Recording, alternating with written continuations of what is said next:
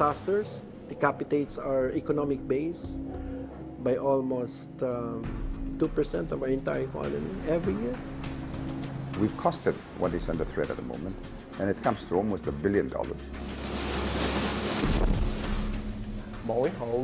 We need $50,000 for every person to move them and stabilize their lives. That's $1 billion in total.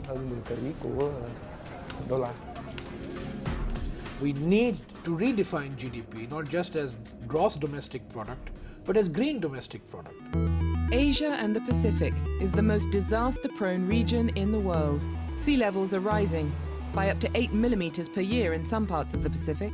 Over 15 years, cyclones in the Arabian Sea have become more frequent and more intense. The World Bank is predicting a $68 billion annual bill before the end of the century. Changes in the Earth's climate have been ascribed to natural variation, but also to global warming. There has been a 3/4 degree rise in the average temperature of the Earth since the 1880s, and scientists predict this may rise to between 2 and 4 degrees by the end of the century. Less dramatic but no less costly are patterns of development that are squandering nature's natural capital. Its fish, farmland and forest, its freshwater and fresh air. Last time on Nature Inc., we saw how the Pacific state of Kiribati was preparing for evacuation. And in the Indian state of Gujarat, we reported on steps being taken to head off environmental disaster. This time, we're in the Philippines and Vietnam. We find that communities are making preparations for a more extreme world.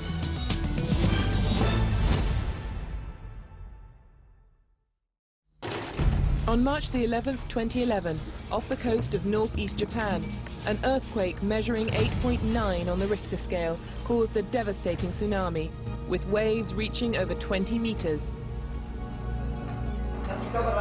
3,000 kilometers away in the Philippines, the office of the governor of the region of Albay received a tsunami alert.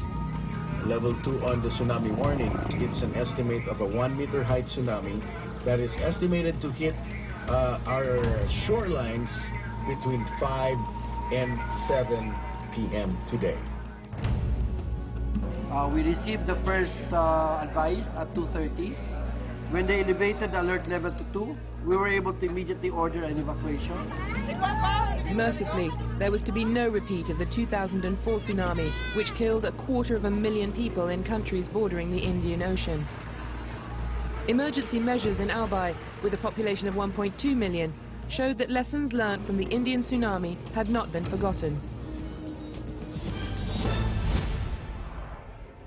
The Philippines is one of the most disaster-prone countries in the world, and Albay, with its active volcano, is one of the most disaster-prone regions in the Philippines, suffering from frequent typhoons, floods, volcanic eruptions, earthquakes and landslides. Disasters are a constant drain on the Philippine economy, costing an average of $350 million every year. In 2006, Super Typhoon Remming hit Albay, claiming over 600 lives. It was given the adjective super because wind speed reached 240 kilometers per hour, dropping over 466 millimeters of rain in 24 hours. Devastating flash floods and landslides were the cause of the casualties. It was a traumatic devastation. It's beyond words. There are highways of death. The flash flood then associated with wall of volcanic debris are, as high as 20 to 30 feet, killing people. They are buried alive. The incident at that time was beyond words. In every places I went through, there are deaths. Rides Barcia is a photojournalist. She covered the event for the Manila Times. I could see then, during the retrieval operation, where a father and son holding each other under the earth. That disaster is unforgettable. While climate skeptics play down the link between global warming and the increased frequency of extreme weather events, the people of Albay are in no doubt about the change in their weather. Pirming makusog ang paros. 30 years ago, the weather was quite different. But today, the typhoons are getting stronger. The weather's very erratic. It's very dangerous now to go fishing.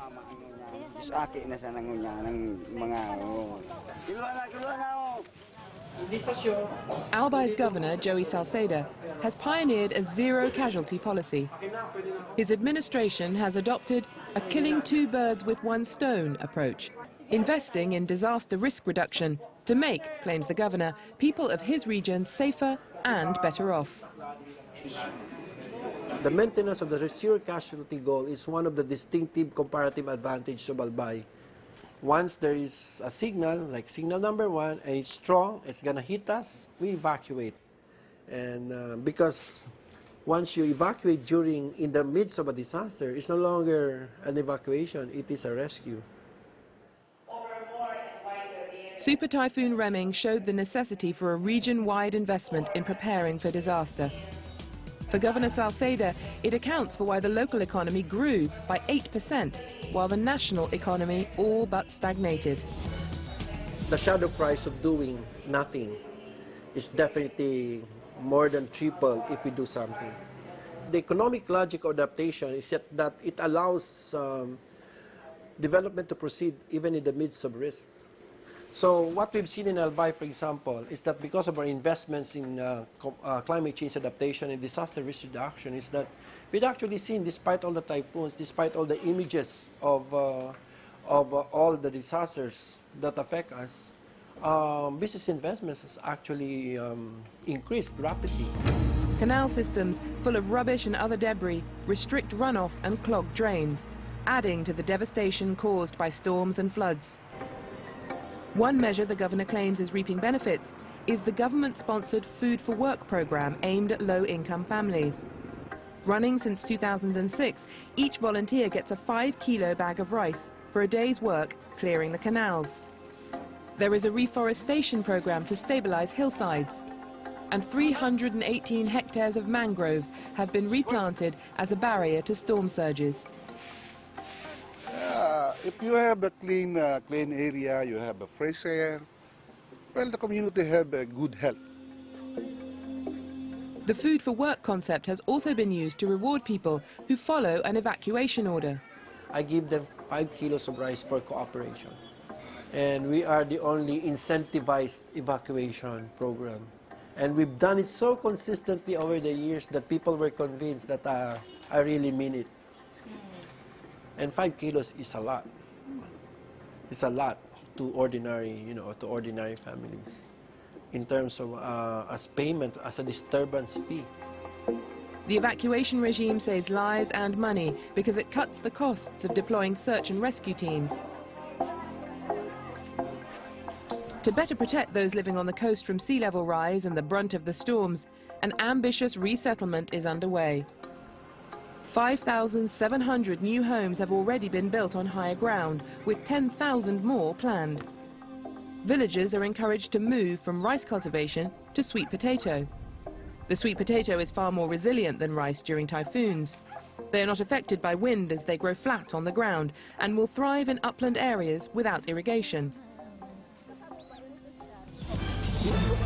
And it looks like the tsunami has engulfed several cities. The March the 11th tsunami alert is an acid test for Albay's zero casualty policy. The wave will not come ashore, but these people didn't know that. We go with photojournalist Rides Barcia as she documents the evacuation. Majority of the people are fleeing away from home because of tsunami threat, but some opted to stay. I wonder why. Before long, Rides meets a local community leader helping coordinate the evacuation. We know the effect of tsunami. That's why we are very much alarmed. This is very critical to the coastal areas. That's why we made it a point that the children and the old ones went upland.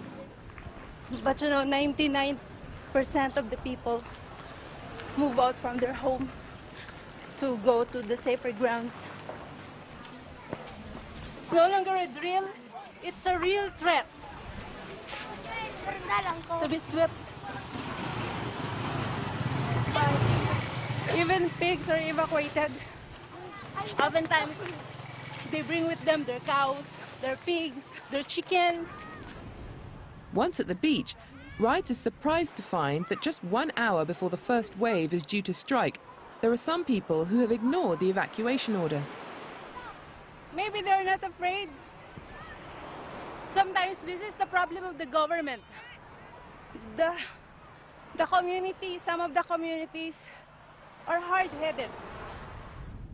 But most did comply. In an orderly evacuation, 85% of the shore dwellers judged at risk from the tsunami, some 75,000, moved inland. But the governor says that no matter how effective the zero-casualty policy is, it's a band-aid response. In his view, the only long-term solution is for the world to agree an international accord. Every day, every time I wake up, I just pray for a psychic shift in the worldview of all the national leaders of the world. Adaptation is not the only answer.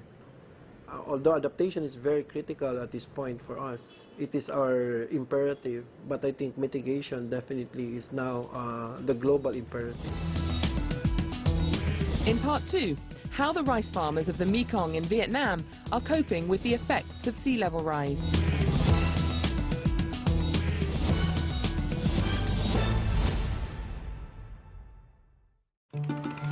Past and present collide in Can Tho, the biggest and most prosperous city in the Mekong Delta, in southern Vietnam. The rivers and waterways of the Delta bring farmers to Can Tho's floating market, selling a wide variety of fruit and vegetables, such as mangoes, pineapple, jackfruit and rice. Nearly 2/3 of the world's population live in Asia, and rice is their staple food. The Mekong Delta covers 39,000 square kilometers. That's larger than Belgium. Its rice paddies produce half of Vietnam's total rice output, more than Japan. However, half of the Mekong rice paddies are less than 2 meters above sea level. Salt water destroys rice paddy. Already, it's estimated 1 million hectares have been contaminated. Worried about the rising seas, the Vietnamese government has begun planning for a 1-meter rise in sea level by the end of the century. The consequences of doing nothing would see more than 1/3 of the Mekong Delta flooded by then. Nói chung là cái biến đổi khí hậu á thì nó rất là I can tell you climate change has had a big impact on the production, on the agricultural production and on the lives of the people because of the intensified drought, the saline water coming into the field, as well as the stormy weather. Hoặc là nó hạn hán, hoặc là cái lượng mưa nó kéo dài thì nó cũng gây tác động rất là lớn đối với đời sống sản xuất nông nghiệp. They've all had a very negative effect on agriculture and as a result on the income of the farmers. Thì từ cái chỗ giảm năng suất lúa thì nó sẽ giảm đi cái thu nhập của người nông dân. Thì do đó cái biến đổi khí hậu thì nó rất có ảnh hưởng lớn đến đời sống sản xuất của nông dân. The first line of defense are mangroves. Adapted to brackish water, they form a natural barrier against sea erosion. However, it's estimated that half of Vietnam's mangroves have already been cut down, mainly for shrimp farming. During the 2004 tsunami, in the few areas bordering the Indian Ocean where there were still healthy stands, the loss of life and coastal damage was minimized.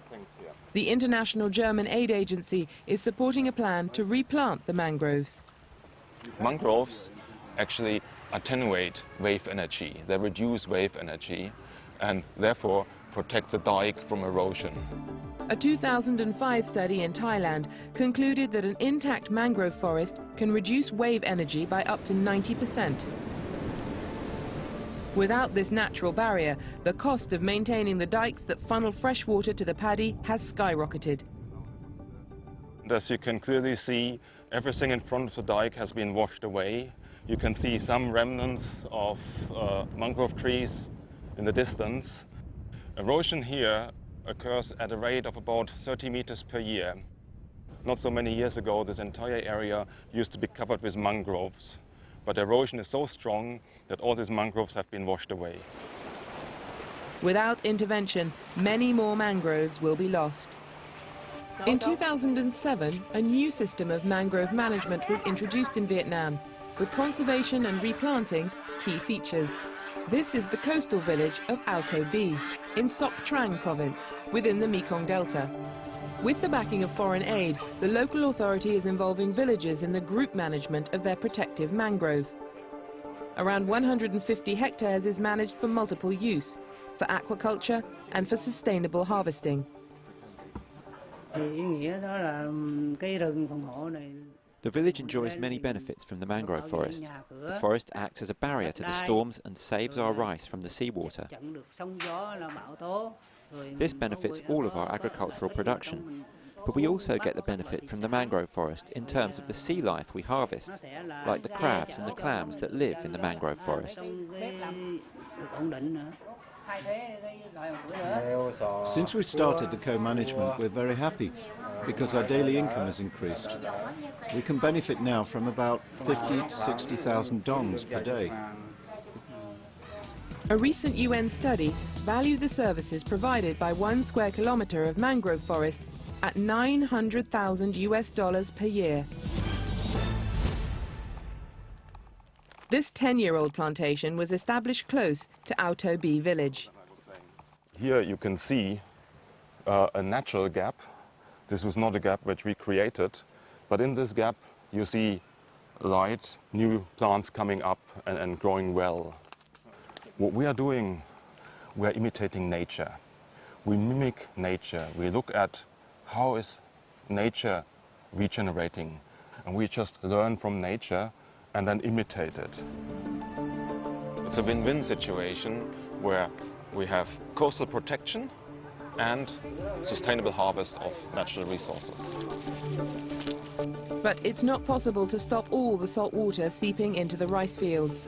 It's estimated over 1 million hectares of farmland are already contaminated by salt, and rising sea levels can only make matters worse. In the next-door province of Tra Vinh, farmer Lee Van Trong has bucked a trend. While his neighbours have seen yields drop from salinisation, he has seen his yield increase.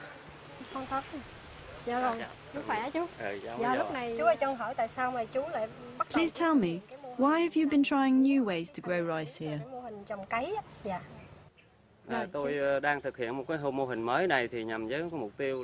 I started to pilot this model because of the changes in the weather recently, the storms and the saltwater intrusion into the rice field. The current technique of rice production doesn't bring any profit to the farmers. So I thought I'd try a new model, and it's working very well.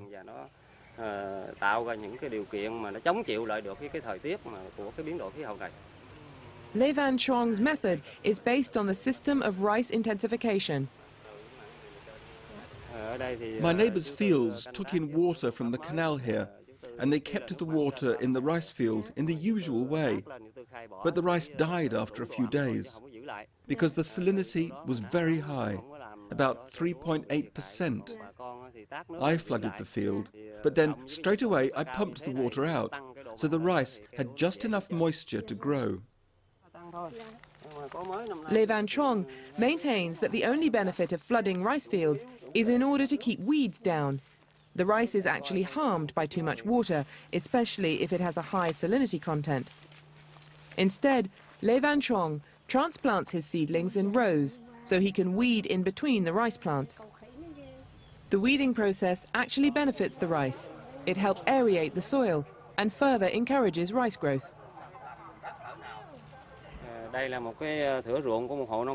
The rice field here used the traditional cultivation. They used a lot of inputs like fertilizer and pesticides, yet the field is still very poor. Whereas the field in my members group, they just used the water for a short time, and with the rice intensification techniques, they got a very good yield.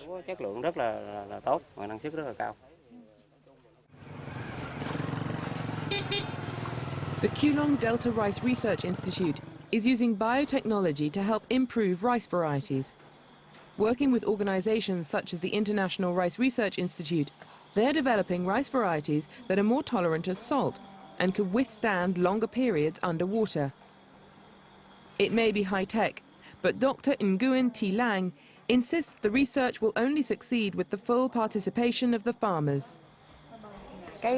Tại viện nghiên cứu, nhưng đối với tôi thì Normally the scientist stays in the lab, but we feel there should be a connection between the rice study and the farmers who are working in the rice